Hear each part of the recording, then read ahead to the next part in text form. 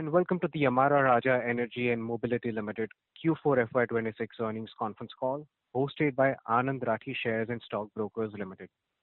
As a reminder, all participant lines will be in the listen-only mode, and there will be an opportunity for you to ask questions after the presentation concludes.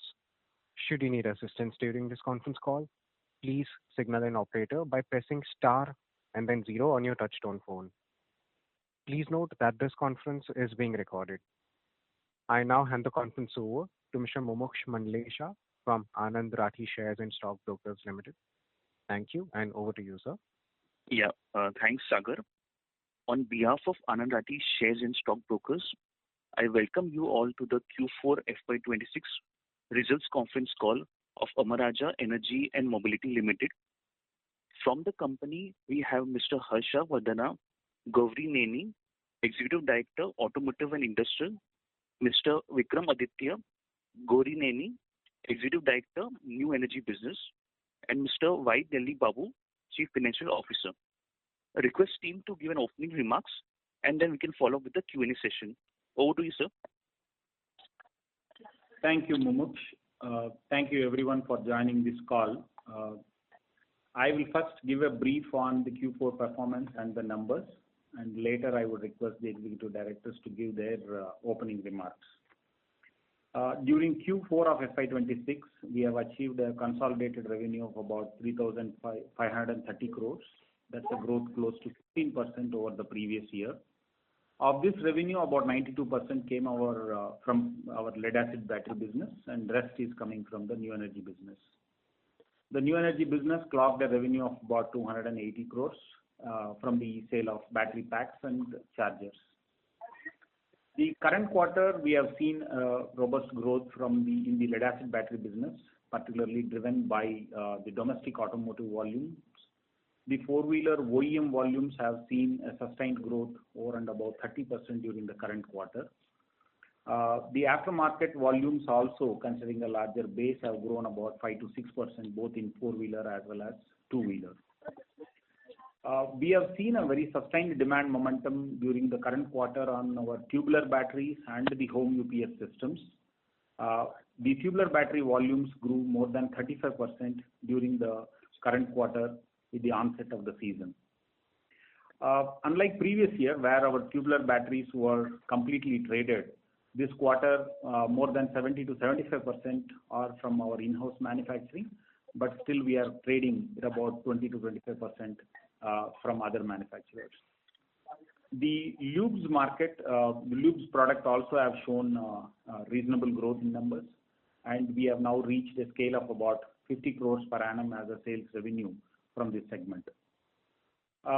During the current quarter, with the ongoing geopolitical issues, we have seen a muted growth in the export volumes of automotive business, and we hope in the next coming quarters the momentum will revive.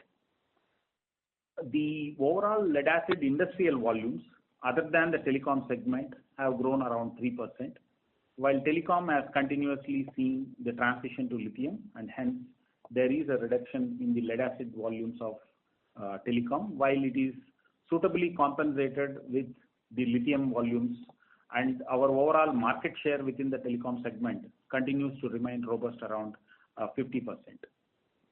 The kind of volume growth that I have alluded to resulted in an overall revenue growth of 16%, but when I look at my lead-acid battery business, the growth is about 12% over the previous year. The revenue for the quarter from exports stood at about 11%. And the new energy business, as I mentioned earlier, continued a strong performance, which is almost like 1.5 times more than the previous year. In the current quarter, we have almost supplied 300 megawatt hour of telecom packs to various telecom players. And in this current quarter, we have also infused about 100 crores further into Amara Raja Advanced Cell Technologies, our new energy subsidiary. With this, the overall investment into this subsidiary is about 1,500 crores. We are expecting the customer qualification plant, which is under commissioning now, is expected to commence its full-scale operations in the coming months. And we are also setting up a battery energy storage facility, which will cater to C&I and grid applications and it is expected to start its production sometime during the Q4 of this fiscal year itself. And the first gigafactory is also under construction. As far as margins are concerned, the current quarter has seen the overall EBITDA margin standing at about 11% on the standalone basis. But if I adjust for the trading revenue of lithium batteries, then the lead acid battery business has generated an operating margin of 11.6%. If we consider the operating efficiency of our captive recycling plant and adjust the lithium pack trading revenue, then the EBITDA margin of lead acid battery business as a whole is actually at 12.3%. At LAB level, at lead acid battery business level, we are able to sustain operating margins about 12% despite tremendous cost pressures that we are seeing both at the raw material level as well as some of the operating costs as well. Raw material costs, particularly in the alloys and sulfuric acid, have increased substantially during the quarter due to the ongoing geopolitical conflict as well. In addition, we have also seen a higher OEM mix during the current quarter, as both in four-wheeler and two-wheeler, we have seen a growth of upwards of 30% in the OEMs, which is where there is an impact on the overall margins as well. To mitigate some of these raw material price increases, we have taken some price increases in Q4 at about 5 to 6% in the domestic automotive business in tranches. And now with the considering the way the rupee is depreciating and also the enhanced cost of freight and raw materials might force us to look at some more price increases in the coming periods. So with that background of Q4, when I look at FY26 as a whole, the consolidated revenue stood up 13,814 crores. That's a growth of about 7.5% over the previous year. Supported by both the lead acid battery business as well as the lithium pack business as well. On a full year basis, we posted a robust growth in the domestic volumes both in the automotive and home energy segment. Domestic volumes on a automotive domestic volumes on a full year basis also has seen a OEM growth of almost more than 20%, and a similar percentage of growth was observed even in the home energy side of it. However, the international volumes have marginally reduced over the previous year, considering the overall geopolitical developments in Middle East as well as the tariff barriers that we have seen in the North American market. Still, the total exports have contributed about 12% of the total revenue in the current financial year.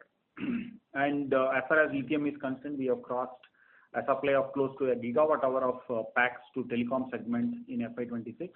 And we continue to supply packs for three-wheeler and two-wheeler applications. The full year margins at the consolidated level stood at 10.8%. However, at lead acid battery level, our operating margin for the full year is at about 12.2%, despite reduction of international volumes and continuous increase in the input costs and other expenses like CR liabilities and warranty costs. The consolidated level margin dilution is due to additional expenses that we are incurring on our new energy business product development and ramping up some of the production facilities. As far as the exceptional income that you have seen in the P&L is concerned, that is predominantly coming on account of the insurance claim that we have fully received now for our tubular battery fire accident, adjusted by the one-time gratuity cost that we had to take because of the implementation of labor code. As far as CapEx is concerned, we have spent roughly about 600 crores in our lead acid business, both between the battery business as well as the recycling business, and the rest of the money was spent on the new energy projects, including the research lab and then customer qualification plant. And these numbers, if I net off against the insurance claim that I have received, then the lead acid CapEx would be around 500 crores.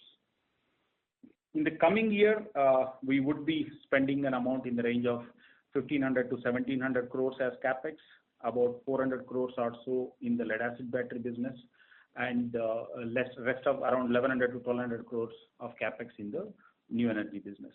This is a brief on the results. Now I'll request our Executive Director for Automotive and Industrial, Mr. Harshavardhan Gauraneni, to give you his opening remarks. Thank you, Debbie. And good evening to everyone on the call. Thank you for joining us. This past year at FY26, definitely the business has seen various headwinds, but we're very happy that we've been able to come out of it with good resilience. as the automotive market, especially the aftermarket in India, is showing signs of maturity and growing at a mid to high single-digit growth, we're able to go beyond that market rate. Our segments in OEM, Devi mentioned that we're seeing significant growth. The same way with our renewed focus on home energy, we've been able to further penetrate segments that were admittedly underrepresented in the past. Our in-house design and development of power electronics has really given a boost to our home energy solutions. Along these lines, we continue to explore new ways to leverage our channel. We are also further investing in our flagship brand, Amara, to build visibility and offer brand-led growth. The international markets, due to tariffs, geopolitical tensions, shipping headwinds, have definitely felt muted growth. That being said, we were able to keep all of our customer relationships intact.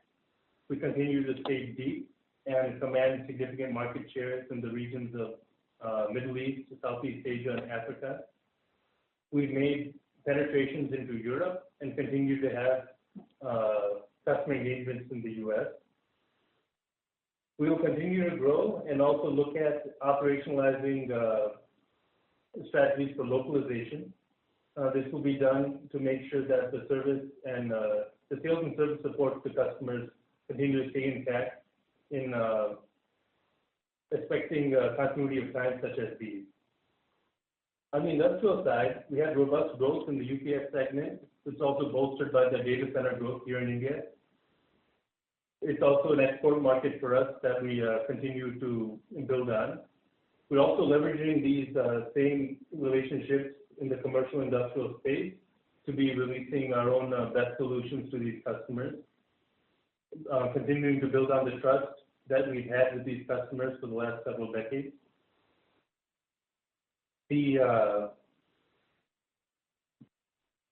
Our approach to all industries has been to make sure that we provide the right solutions to all of our customers for the right performance, making us truly multi-chemistry, technology agnostic, and a leader in low voltage solutions. So being a low voltage solution provider, we're keeping all upcoming chemistries in mind when it comes to low voltage in automotive, whether it's for SLI applications, mild or strong hybrid, auxiliary batteries.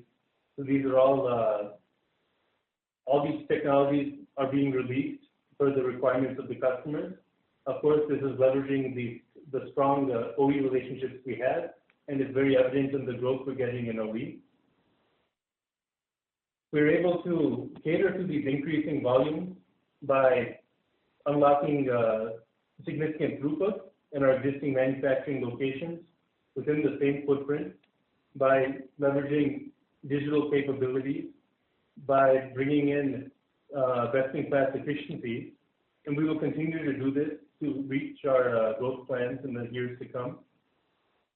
I'm also happy to share that though our plants are located in distressed water situation areas, we've been assured 12 times water positive in these locations and continue to work very steadfast in our sustainability goals. We're also zero waste to landfill, which is also a significant achievement this year, and these efforts will be taken forward similarly to the reductions we've done in our energy expenditure and increasing renewable energy share. And going forward, we'll continue to see growth in our international markets across all business lines. We'll continue to unlock capacity and value from our existing investments, and we will be able to take advantage of all market conditions and technology adoptions because we will be the #1 low voltage solution supplier in India. Thank you. Thanks, Harsha. I request Vikram to share his opening remarks, please.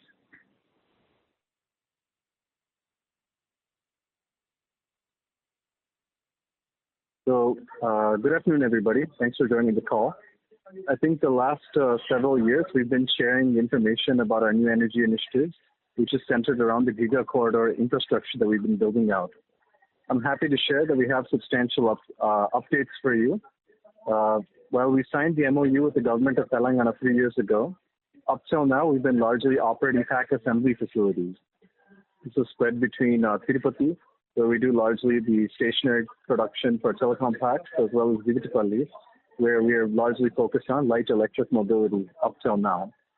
A couple of important milestones came up this year, where we've crossed cumulative installation of 1 gigawatt hour in stationary applications, largely driven by our market share in telecom.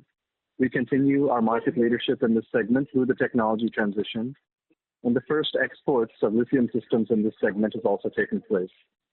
We continue to maintain our strong position in the light electric mobility space with two-wheelers, three-wheelers, LCVs, expanding our reach with both packs and chargers. We are in touch with several passenger vehicle OEMs to support their launches.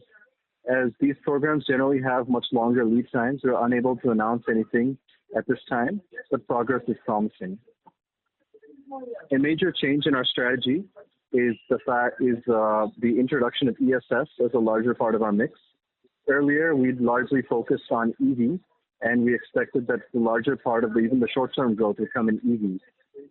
While EV momentum remains steady, and in the long term, we do still believe it'll present a larger opportunity. The fact is ESS has accelerated, and this can be evidenced by rapid movement in this space, especially driven by the renewable drive in India.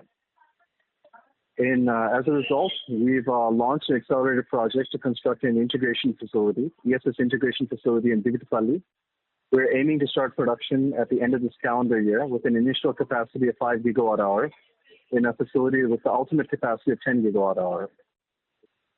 Coming to progress on cell manufacturing, there are 3 facilities that we've been communicating with all of you for the past few years. E-Positive Energy Labs, our R&D center, is undergoing the final commissioning phase. Our teams are starting to move into the facility over the next month in a phased manner. Earlier, we were doing our R&D activities in a scattered manner, in a fairly limited manner, limited by the type of facility and equipment that we had. With the consolidation of our teams and substantially upgraded equipment, we expect our R&D backlog to accelerate greatly from here. While cooperation continues to be of interest, and we continue to pursue partnership where available to cut short our time to the market, I can confidently say that in regards to technology, our efforts are mostly self-driven. And with the commencement of this lab and the facilities, I believe that we'll be able to accelerate several programs from here. The customer qualification plant, as Delhi mentioned, is in the final phase of commissioning. We're running the final trials to stabilize all processes and optimistic that our ability to start delivering commercial samples is going to start to our customers in the next couple of months. While we were manufacturing small batches of cells over the past few years at our facility in Tirupati, this year marks the first year that we're actually making cell manufacturing at a reasonable scale in India at Amara. And this is being done not only at a larger scale, but also mimicking mass manufacturing processes. The first 2 gigawatt hour line, Giga 1, is still on progress. It's in line to start production in June of 2027. This will not be the first gigafactory in India, but since we consciously chose to build out our R&D and pilot production first, we're a little bit delayed compared to some of the other players. But our experience in commissioning the CQP has been invaluable, and I expect that the learnings from the CQP are going to help to smooth out the learning curve at Giga 1 and future mass manufacturing facilities. Back to Delhi. Thank you, Vikram. We can now open for Q&A. Thank you very much. We will now begin the question and answer session. Anyone who wishes to ask a question may press star and then 1 on their touchtone phone. If you wish to remove yourself from the question queue, you may press star and 2. Participants are requested to use handsets while asking a question. Ladies and gentlemen, we will wait for a moment while the question queue assembles. Again, to register for a question, please press star and 1.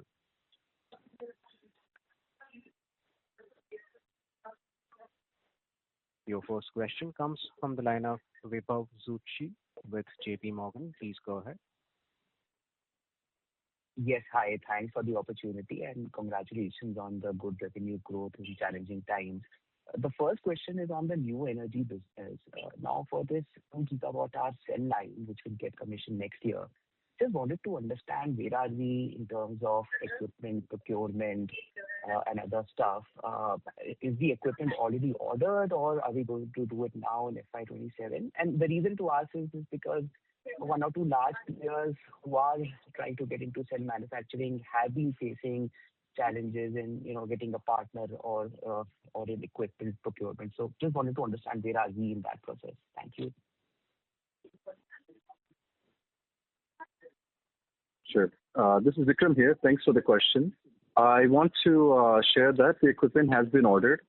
The bigger challenge that we've been facing is not so much that we don't have access to equipment, but we have a little bit of limitations in terms of getting the engineers from China to come and help to actually commission the equipment. This being our first time, we have less experience. We depend a little bit more on the equipment vendor. While still the numbers of visas being issued is less than we'd like, I think our experience at CPP has been that we have been able to issue a couple of visas. There are engineers on ground here for the past couple of months helping us to commission. The initial kind of base part of technology was largely acquired through technology cooperation, but our own teams have been able to take quite a bit of hold on this program. This is the cylindrical 2170 program, as we've shared in the past, and we're quite confident in our team's ability to handle this technology smoothly and the ability for the equipment vendors also to support it. Okay, got it. That's very helpful. Now, second question is on the Goshen partnership that we had announced almost a couple of years back, and the LFP plant which is supposed to come potentially in 2029. So just wanted to understand how is that partnership progressing? What are the next steps here in terms of technology licensing, potential conversations with customers? Because we've not heard much about Goshen. So yeah, I just wanted to get some thoughts. Yeah, so I think we made a large announcement about licensing technology from Goshen just about 2 years back. Since that time, I think all of you would have also been seeing in the news that sharing of technology, licensing technology is something that's been largely discouraged by the Chinese government. This is hitting all players and their technical tie-ups pretty equally. At the moment, we also have our own challenges in terms of working directly in these sort of technology licensing or any sort of direct tie-ups with Chinese. That's where I think what I said earlier is important, that whatever cooperation we had earlier, we were able to take what we can, but largely going forward, whether it's NMC, LFP, future chemistries, the efforts of the product development is largely driven by teams in India. Got it. And maybe one last question, if I can squeeze in. Just on this BESS plant, I think 5 gigawatt-hour that you mentioned, any sense on how the margins are going to be once it's fully stabilized? Thank you. See, the BESS plant initially is going to be developing the containerized solutions both at the grid level as well as at the C&I level.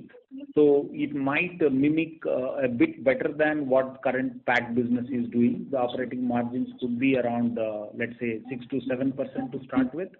But we feel as the opportunity progresses, while we are starting with the 5 gigawatt initial capacity, I am sure it can be expanded further. And as the scale improves, I feel there is an upside possible on these margins. But more than that, this will act as a strategic lever for us to look at what kind of cells to manufacture when it comes to energy storage. Request Vikram to add any other strategic perspective on this. Yeah, I think in addition to what Delhi mentioned, in addition to the container integration, pack assembly, we do have plans to get into cells for ESS. This is something that we've been actively working on. While the overall target of 16 to 20 gigawatt-hour Beautifully remains unchanged, I think the mix in the short term is definitely leaning more towards stationary storage.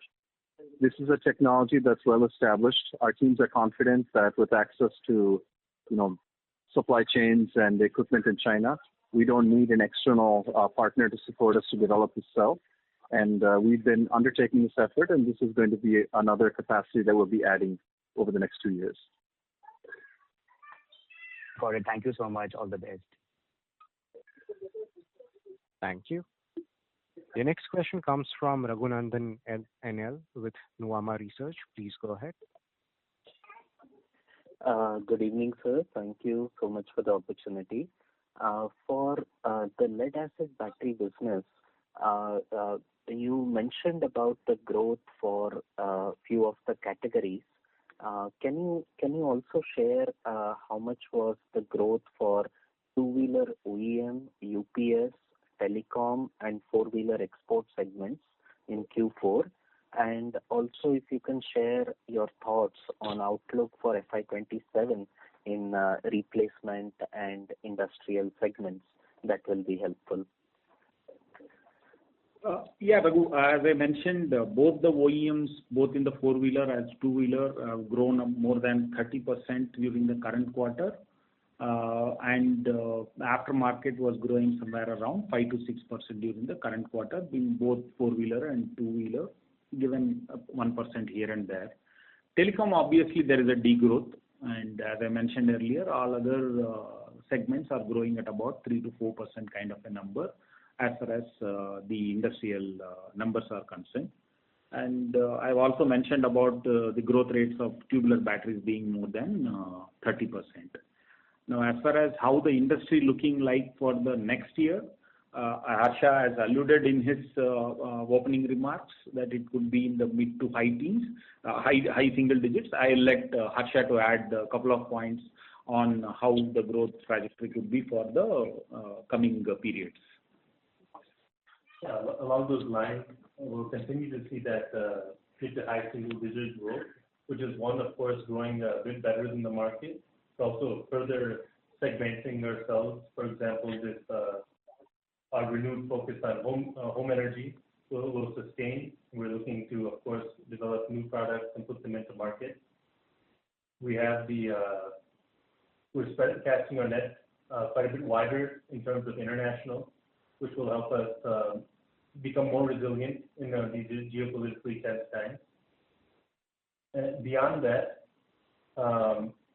the market, as it moves further and further into this mature stage, we'll be focusing more on also quality of business, the new types of solutions, to balance both revenue and profitable growth. On the industrial side, I had mentioned earlier that we'll be leveraging our relationships with the customers in the commercial industrial space to be pushing energy storage solutions. With this, we'll continue to grow at this high single-digit growth. And I think that's about what we can advise on FY27. Thank you, sir. Very helpful. My second question was, you referred to the raw material input cost inflation. If you can broadly indicate within the raw material, how would be the mix between lead, plastic, sulfur, some of the major commodities which we have to keep in mind? Lead could be about 65-70% of your RM basket. How much will be others? And how much is the current under recoveries, and how much price hike should we expect going forward? So as you know, Raghu, about 70% of the material is between lead and alloys, and naturally alloys like tin, antimony, all these are showing increasing trends. While we are seeing some softening on some of the alloys, but there is still price increase. Particularly, the dollar depreciation is also hurting us. While the quantification is again dependent on a daily basis because how the volatile we are seeing in the forex markets. Then on the other materials, plastics account for almost 10% of our raw material cost. There again, we are seeing almost 40% kind of a price increase is possible if this kind of increasing momentum will continue. Sulfur is definitely causing the acid prices to grow up. And with the fuel prices growing up, and obviously the freight costs, both inbound as well as outbound freight costs will also increase. Considering various cost pressures that we are seeing, as I mentioned last quarter, we did some price increase towards the fag end of the quarter. And I mean, we may have to look at some price increases while we have not taken anything in this current quarter, running quarter so far. we may have to look at it, but that will also depend on how our competition moves are. While I will not be able to give you a very quantified number around this, considering they being an evolving scenario at this point of time, in my view, at least another 2 to 3% kind of a price increase is something that we should look for. And if this kind of a momentum continues, even that may not be sufficient to recover the entire cost pressure that we are having currently. This picture I think, will get better in the next 1 month, and then we'll have a clear understanding as to how much should be the cost pressure that we will face. Well noted, sir. That is very helpful. Just lastly, you mentioned about the benefits of captive recycling. If you can indicate how much was the benefit taken in the quarter and how much more benefits can we expect going forward? Yeah, last quarter we have seen about 0.5% benefit coming from the recycling plant, because predominantly it was a refining operation that we are currently operating in. We are expecting our battery braking operation to stabilize in the coming quarter. So once that is done, then maybe, and also currently, if you look at the current RML prices, that is the remelted lead prices in India also have gone up substantially. So that is definitely creating a cost pressure again on the remelted lead side as well. So we need to see how these input cost prices will play out in the coming quarters, and that should actually give us a fair understanding as to how it moves. But from an operations point of view, yes, there is a 0.5% accretion because of the recycling operation. We hope that will sustain in the coming quarters, but for the increased RML prices that we are experiencing.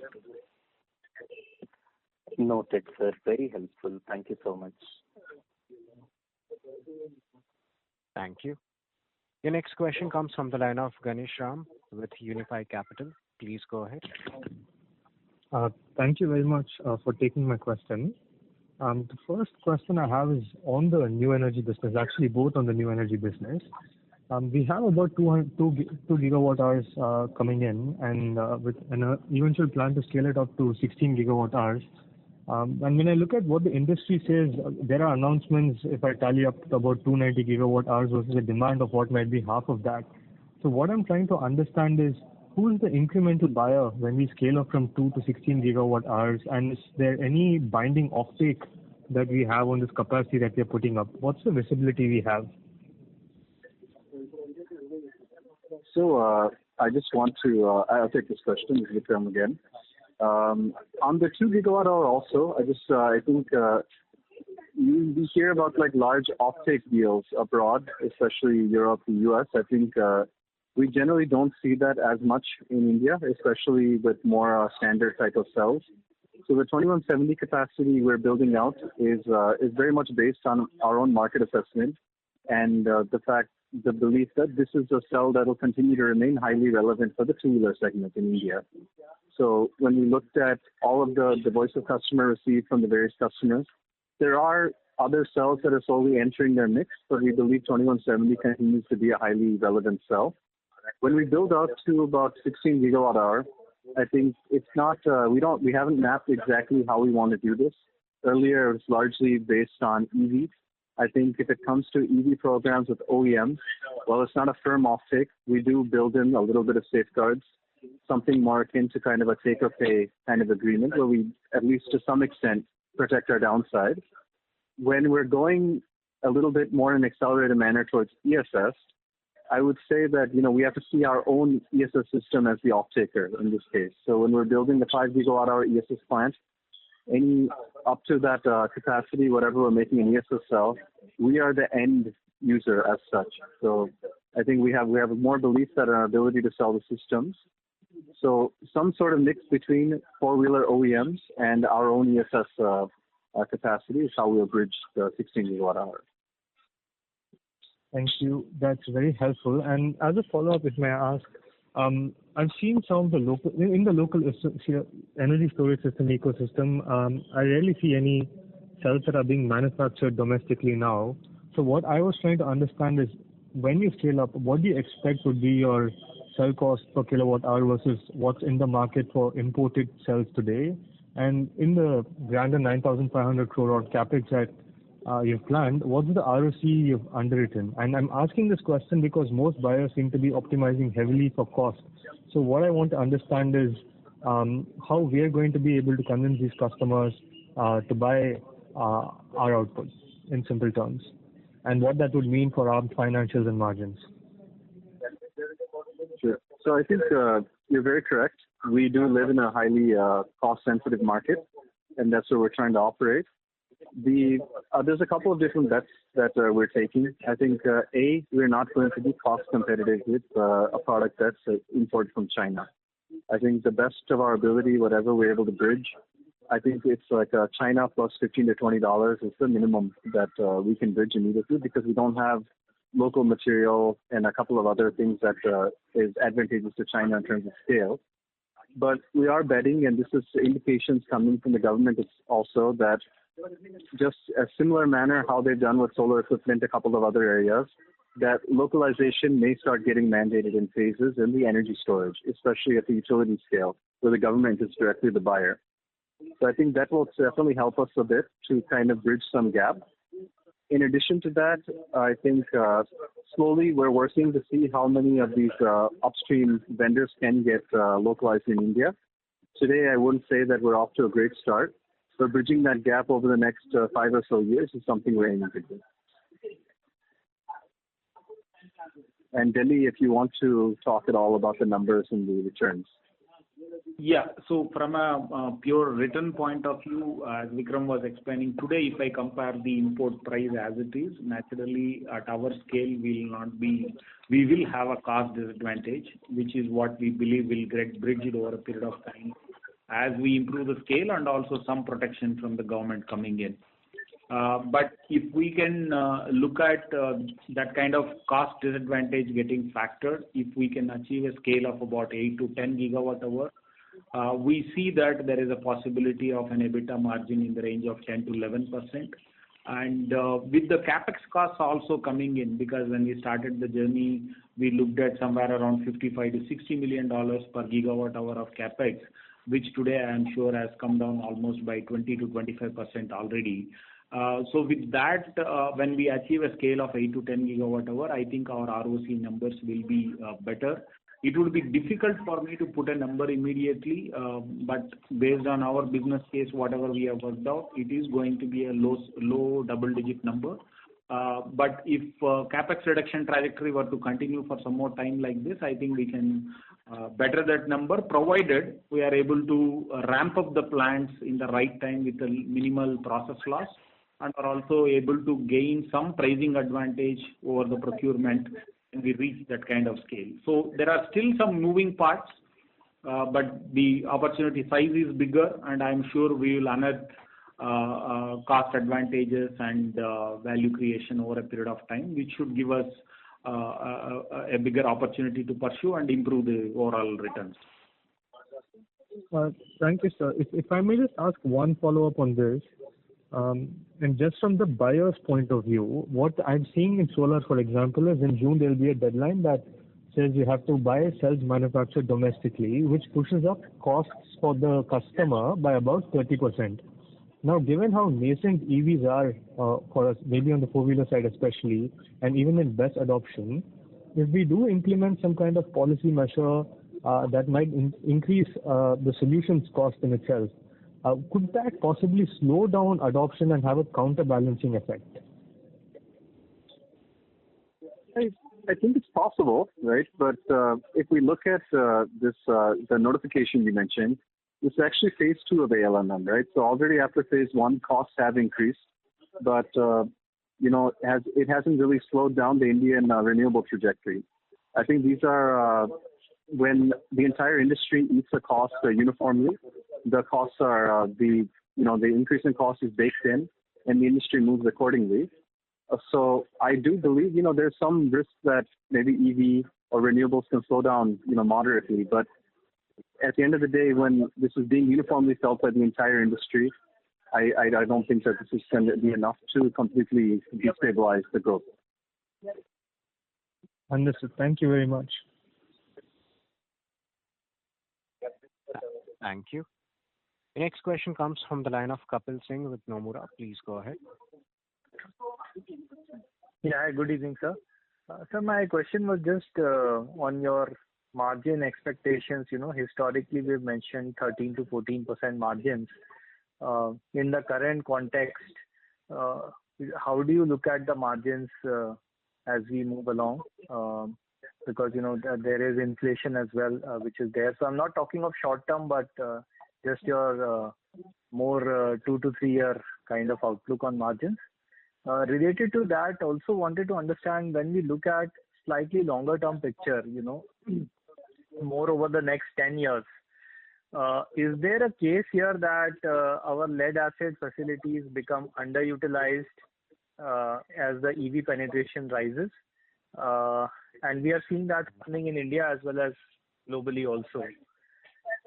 So both, for your facilities as well as for your network, if you have any thoughts on how to handle this transition. Yeah, I'll just comment on the margin side of it, and then I'll let Harsha talk about the long-term horizon, what's in store for lead acid. See, as far as margins are concerned, clearly at this elevated levels of 210, 220,000 kind of a number on the lead, we definitely have that denominator impact. But as I mentioned in the earlier calls also, that we are still hopeful to reach a 13 to 14% kind of an EBITDA margin, even at a 2 lakh kind of a lead base. Predominantly on account of the initiatives that were alluded to earlier, because even today from the existing plants we are able to realize more throughput. So that should give me a leverage on the fixed cost side. And also many of these inflation effects will get passed on to the customer, though with a lag. So I feel still 13% margin trajectory is something that is still on the horizon, but obviously in the current times of high volatility around every aspect that we touch, it's difficult for me to say what's the time horizon within which that I can reach there. But as I mentioned earlier, clearly that is the kind of margin targets that we are working internally to reach there. While we have to make certain strategic investments into some of these initiatives in terms of expanding markets and also improving throughput, etc. Barring that, I think on a standalone basis, we should still aim for that kind of a margin. As far as the long-term lead acid battery business, I will let Harsha to add his comments on how we see this going forward. Happy to elaborate on that. I think, firstly, we do see a long runway for the lead acid battery product, but we're not linking anything to a vision because we're quite flexible in our approach. We continue to unlock capacity within the same footprint, between the same four walls, and meeting our growth ambitions. We'll continue to do this. We'll also see a future where multiple vehicle platforms and technologies will coexist. For example, we're sitting at a time where we're seeing tremendous growth in OE, and we know that this is largely coming from ICE platforms. We're seeing different levels of hybridization. Of course, battery electric vehicles are also growing now from a small base to growing aggressively. We'll have solutions across all these segments and categories. We're building capabilities, of course, on the new energy side to address this. We're building capabilities on the application side to address this. We're being careful in how we're calibrating and investing our CapEx, or not investing in this case, to a significant degree. Beyond that, we'll continue to sweat and leverage our strategic assets, whether it's brand, channel, or we spoke on capacities and technologies. This will allow us to maintain our growth rate. This allows us to stay close to the customers and delight them. And ultimately, in uncertain times, what's certain is our ability to adapt to them and have the right capabilities in place. Yeah, on the plant redundancy point that you raised, actually, I mean, if you look at it, even today, though telecom demand is coming down, still that plant is operating at about 30-40 million kind of a capacity. And we don't foresee an immediate problem with respect to our tubular batteries. As Harsha mentioned, the home application might offer more runway for with the solar systems, etc., coming in. the tubular batteries will continue to be on demand. This year we have seen a very strong demand around it. So that way, on four-wheeler and two-wheeler side, even if the incremental growth in EVs are stronger, eventually the IC engine vehicles are not going to get removed entirely. So naturally, there will be a space for lead-acid batteries to operate. And even there is an auxiliary batteries, like Harsha mentioned earlier. Auxiliary batteries is also a product area that will continue to have demand. So we are not too much perturbed at this point of time about the redundancy of the capacity. One picture we can keep in mind is if we ever approach a peak OE production of ICE vehicles, which we haven't, we have to remember that there's a tapering and there's a huge car park available for replacement. And I don't think it's clear we haven't approached that stage yet. So I think there's much growth ahead of us. Challenging times, but with those challenges bring opportunities. Yeah, if I can just add something also. I think Harsha and Delhi's points I completely agree with. Harsha mentioned the growth of ICE. Even today, the OE growth is there in India. I think if we look at the fact that with recent conflicts, especially with what the PM has said, we need to reduce imports, reduce fuel imports.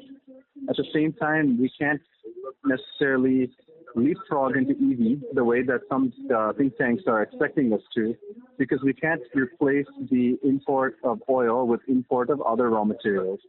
So I think at a time where we're trying to get the EV ecosystem built out and first cell manufacturing plants are just getting off the ground in India, we don't have upstream material in lithium that's yet localized in India. That also takes more time. So I think we believe at Amara Raja that this is the time where hybrids have to be accelerated in India. And we have the right solutions for both all levels of hybridization in vehicles. But the thought that we can completely leapfrog from ICE to EV is not something that's making so much sense for India right now. Hybrid definitely is required. Thank you, sir. Second question was on the BESS business. What is kind of, you think, core competence or key success factors that we should expect in this business? Because there are many players who have been announcing that they will get into BESS. So, how should we sort of try to assess the competitive landscape, and how are you looking at it? Well, I think, like you said, the announcements are many, but especially as you get into the utility scale solution, BESS, a single 5 megawatt hour container is almost $250,000 of equipment. So I think this is not something that is going to be easily catered to without the right quality manufacturing processes and rigorous, it's not something that can be done by just, any smaller player. I think also the fact that Amara Raja is in a position to do a lot more localization, domestic value addition, and I'm not only talking about cell parts, but even non-cell components, is something that many other players are not going to be doing as much. So with policies coming in to mandate more and more domestic value addition, I think a group like Amara Raja is definitely in a better position to handle this business. Sure, sir. Thank you and best wishes. Thank you. Ladies and gentlemen, in order to ensure that management is able to address questions from all the participants in the conference, we request you to limit to 2 questions each per participant and rejoin the queue for any further follow-up questions. Our next question comes from the line of Jinesh Gandhi with Oaklane Capital. Please go ahead. Yeah, hi. My question pertains to clarification on the Goshen tech tie-up. So, have we received approvals from both the governments or? Hello? I'm sorry, I didn't catch that question. Can you repeat it? Yeah, my question was on the Goshen tech tie-up. So, have we got approvals from both the governments, India as well as China? No, the deal earlier announced with Goshen is simply a corporate-to-corporate tie-up. We never sought any government approval on either side. It's a completely private deal. Okay. But as we're informed, there is a little bit of difficulty in terms of technology transfers coming from China. So largely efforts for R&D and product development in Amara Raja are driven internally. And to the best of my knowledge, a lot of these deals are coming under scrutiny. Right. Right. Yeah, no, that's the reason I asked that question. So in that context, our LFP plans will be now based on our own technology. Yeah, and in that context, by when should we expect LFP plant also to come on stream? I think, like I said, the first capacity next year will be NMC. LFP, we have a couple of products in the pipeline that we're developing. And as we get a little bit more confidence about the customer, program, and right on the EV side, we'll be able to announce that in due course, but probably sometime 2028 and later. No, sorry, I missed that part, last part. Can you please repeat that?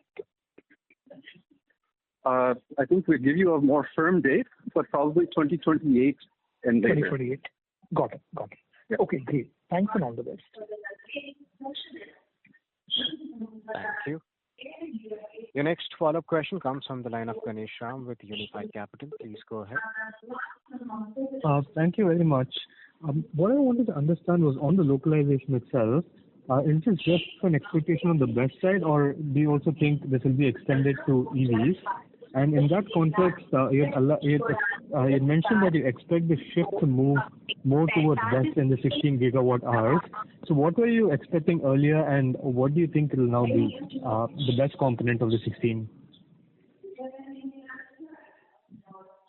I think we're still building out, at least at a market level.